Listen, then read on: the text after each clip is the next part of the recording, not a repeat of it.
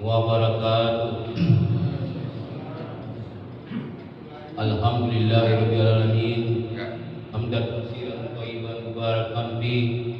Wassalatu wassalamu ala asrafil anbiya'i wal mursalin wa ala alihi wa ashabihi wa man tabi'ahum bi ihsani ila yaumiddin.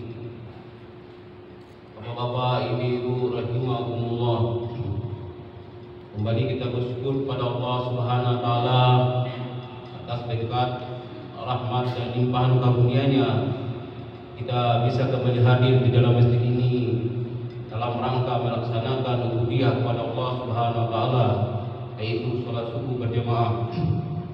Kemudian salawat dan salam semoga tercurahkan kepada baginda Nabi Muhammad SAW, pada keluarga beliau, kepada sahabat beliau, kepada kita pengikut setia beliau. Bapak-bapak, ibu-ibu jamaah subuh rahimakumullah.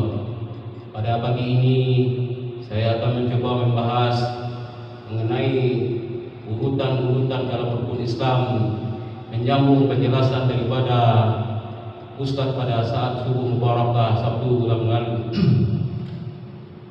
Mengenai rukun Islam, permasalahannya ada beberapa hadis yang menyampaikan bahwasanya ada beberapa rukun Islam di beberapa hadis.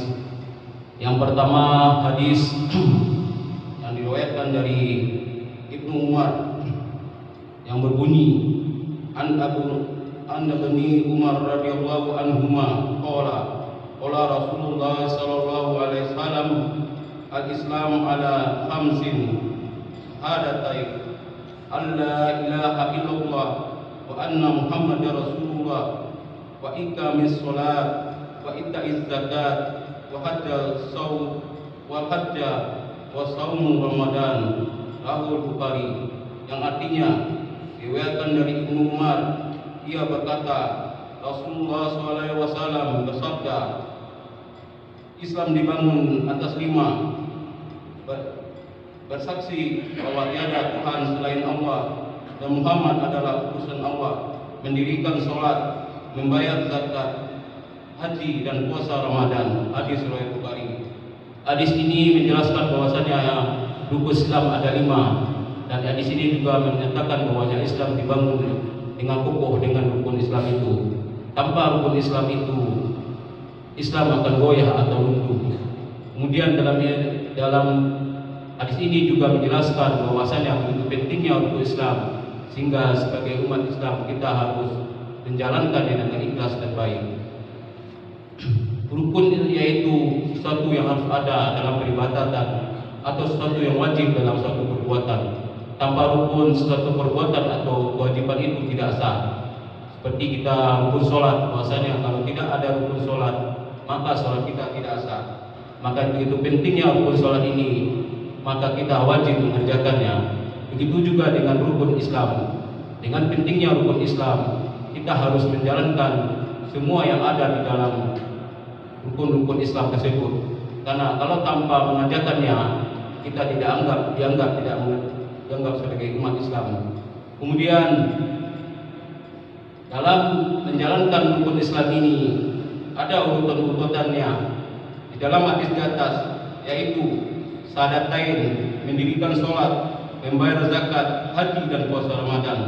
Sementara hadis yang begitu panjang, di mana yang disebut dengan hadis Jibril yang berbunyi, di mana Nabi Muhammad diajarkan oleh Jibril tentang iman, Islam dan haji berada di urutan yang kelima, yang mana berbunyi, ya Muhammad akhbarni anil Islam, faqala Rasulullah sallallahu alaihi wasallam, ashhadu la ilaha illallah wa anna Muhammadar Rasulullah wa tuqimus shalat wa tu'uz zakat wa tasamu Ramadan wa tuhajjul baiti inis qata'tu ilaihi sabila. Yang artinya, ya Muhammad, beritahukan kepada aku tentang Islam. Maka bersabdalah Rasulullah SAW, Islam adalah engkau bersaksi bahwa tiada Tuhan selain Allah dan Muhammad adalah utusan Allah. Engkau mendirikan sholat, menunaikan zakat, puasa Ramadan, dan engkau berhaji ke Baitullah jika engkau mampu melakukan perjalanan. Kemudian dalam hadis lain yang diriwayatkan oleh Ibnu Abbas juga disabdakan bahwa perintah mengeluarkan zakat dibebankan setelah menunaikan kewajiban zakat. Di mana hadis berbunyi, An Ibnu Abbas radhiyallahu anhuma anna Rasulullah sallallahu alaihi wasallam lama ba'atha Mu'az radhiyallahu anhum ala Yaman qala innaka taqdamu ala qaumul ahli kitab falyakun awwala ma tad'uhum ilaihi ibadullahi fa idza arafullahi fa akhbarhum anna allaha qad farda alaihim khamsa salawati fi yaumihim wa lailatihim fa idza fa'alu fa akhbarnihum anna allaha farda alaihim zakat min amwalihim wa tawaddu ala faqula inna isma alaihi fa iza ta'amu biha faqus minhum wa saqafa wa zakata wa amwal anin nas, yang artinya diriwayatkan dari Ibnu Abbas ketika Rasulullah SAW mengutus Mu'az bin Jabal ke Yaman. Beliau berpesan kepada Mu'az, engkau akan menghadapi orang-orang ahli kitab, karena itu pertama kali yang harus engkau ajarkan kepada mereka adalah tauhid, beribadah kepada Allah Subhanahu wa taala. Kemudian setelah itu mereka betul beritahukan kepada mereka bahwa Allah mewajibkan kepada mereka sholat 5 waktu sehari semalam, dan bila mereka telah mengerti mengerjakannya, beritahulah kepada mereka bahwa Allah mewajibkan mereka untuk mengeluarkan zakat untuk diberikan kepada orang-orang fakir miskin. Bila mereka telah mengerti, maka terimalah mereka dan lindungilah mereka dari harta mereka. Hadis riwayat Bukhari. Hadis di atas menjelaskan, mengekspresikan bahwanya dakwah Islam itu bertahap, mulai daripada pengertian tauhid, kemudian zakat, puasa, dan kemudian sholat, baru kemudian zakat. Setelah mereka menerima semuanya, mereka baru dianggap sebagai Islam. Mengenai mengubah urutan-urutan dalam rukun Islam, yaitu puasa Ramadan didahulukan atas mengeluarkan zakat dengan alasan bahwasanya puasa lebih mudah dikerjakan dibandingkan zakat. Ini tidak mengapa, dikarenakan huruf waw yang ada pada hadis di atas di dalam hadis tersebut bukan harus tertib atau berurutan. Di samping itu juga hadis yang sahih diriwayatkan oleh Bukhari Muslim dalam bab kaulah waqtulahum hatta la takum fitnah, hadis nomor 4153 yang menyebutkan puasa Ramadan didahulukan daripada atas zakat.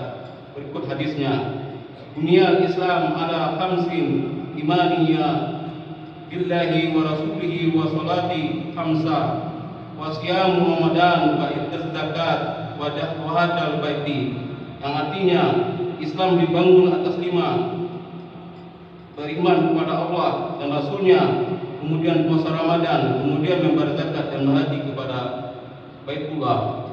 Hadis riwayat Bukhari. Namun yang perlu diingat bahwasanya di dalam beberapa ulama menyatakan urutan yang pertama yang harus disampaikan adalah syahadat, kemudian adalah sholat, kemudian zakat, kemudian baru puasa Ramadan. Ini sudah menjadi termasuk di dalam para ulama dengan dalil bahwasanya dalam Al-Quran ada 82 kali bahwasanya setelah mengerjakan zakat, menyatakan sholat, baru membayar zakat. Itulah dasar landasan. Tapi mengabai perubahan urutan-urutan tersebut tidak mengapa, karena sampaikan tadi bahwasanya waw di sana bukan waw yang tertib atau yang urutan, dan juga hadis landasan yang kita sampaikan tadi, hadis riwayat Bukhari. Dengan demikian, bahwasanya urutan-urutan dalam rukun Islam itu sesuai dengan apa yang disampaikan dalam hadis.